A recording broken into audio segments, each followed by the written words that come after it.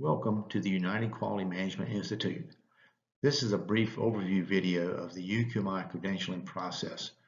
Hi, my name is Dr. Ronald Fight, and I'm a professor and UQMI board chair. To provide you with an overview of what our credential process looks like, there are some common threads. First, each credential level has a very specific requirement, so there is not a one-size-fits-all. Typically, each credential may require a written exam, a real and approved application project, a paper for certification levels, possibly a thesis or even dissertation, depending upon the certification level required and if it's being applied for as part of a degree program. Teaching or mentoring may be required for advanced or teaching levels. We follow a stair-step approach, which means that each course is a prerequisite for the other, but it makes your credentials stackable. Students may then test out or defer certain steps, if you will, under special circumstances if they have the skill, knowledge, and experience. No renewal is required for our certifications with the exception of two. That is the Registered Quality Professional and the Operational Excellence Manager. They require a 2-year renewal. A map of the individual certification process may look something like this. The student registers as a UQMI member. You can do this on our website at www.uqmi.org. They submit their request to certify in a very specific discipline. In step 3, the admin assigns that student request to a UQMI mentor. This is either a mentor or director. The student is notified of the certification requirements that they must pass in order to meet those requirements for certification, and they'll also be determined if they have to have any prerequisites satisfied. In step 5, the student submits the certification documents and requests the test, whether the test is online or it may be proctored by a mentor or another director. In step 6, the student is then notified of the test of the results. That notification for the written exam will be simply a pass-fail. If it's for a project, they'll be notified of either a successful project or if there's gaps or things that need to be supplemented in the report itself. So the question is, are they certified? If the answer is no, then the student is allowed one attempt at a retest. The retest will allow them to take one test over with no additional cost one time. If the answer is yes, both project and exam have been satisfied, then the board reviews the mentor's request from UQMI to approve the certification. If the answer is no, then the student is going to be notified of the why, what needs to be done to reconcile that difference. But if the answer is yes, then the UQMI admin prints or creates electronic certificates and sends them to the student, depending on where they reside. It may be advantageous to do electronic certifications.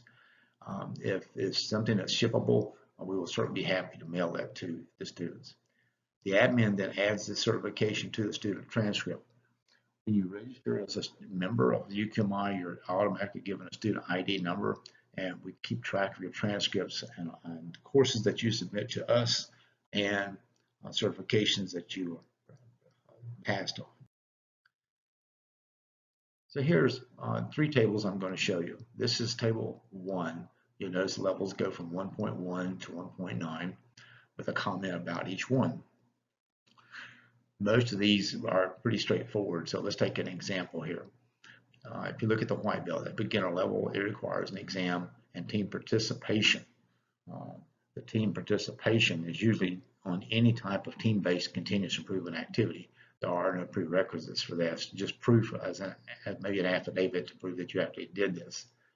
The yellow belt, on the other hand, there is a written exam and you must actually complete a 5S project as a team. So you don't have to be the one responsible for the 5S event, but you must be part of a team that actually did that.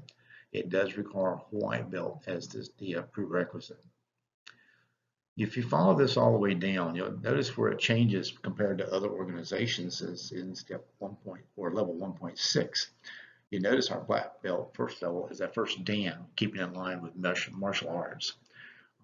There is certainly an exam and there's going to be a project required, but the project requirement right here is going to be that they must mentor one green belt to UQMI certification. That way you have people that are teaching green belt that are black belts. You don't have green belts teaching green belts. An affidavit is the one thing that we say we must provide proof or evidence of the affidavit that you actually promoted that person, and we would have to have that person's name submitted. The second Dan, or the second degree black belt, is actually our teaching level, our sensei level. There is an approved paper. That particular first degree black belt will not only submit a proposed project that they're going to work on, but they'll submit a paper that they'll actually submit with all their documentation. 1.8 is the master level, and 1.9 is the newest, which is our grand master level, which is following suit with those people that have been lifelong learners and participated in the journey of continuous improvement for the bulk of their careers. You can see there's more to just earning a black belt than earning a class certificate. In Table 2, you'll see levels 2.1 through 2.6. These are highly focused on just the lean. We have some companies and some individuals that are more interested in just the lean component. So while there are less levels, it follows the same concept. Everything has a prerequisite. It is stair-stepped in its delivery. None of these courses are requiring that you take a test. So we're not selling you a class.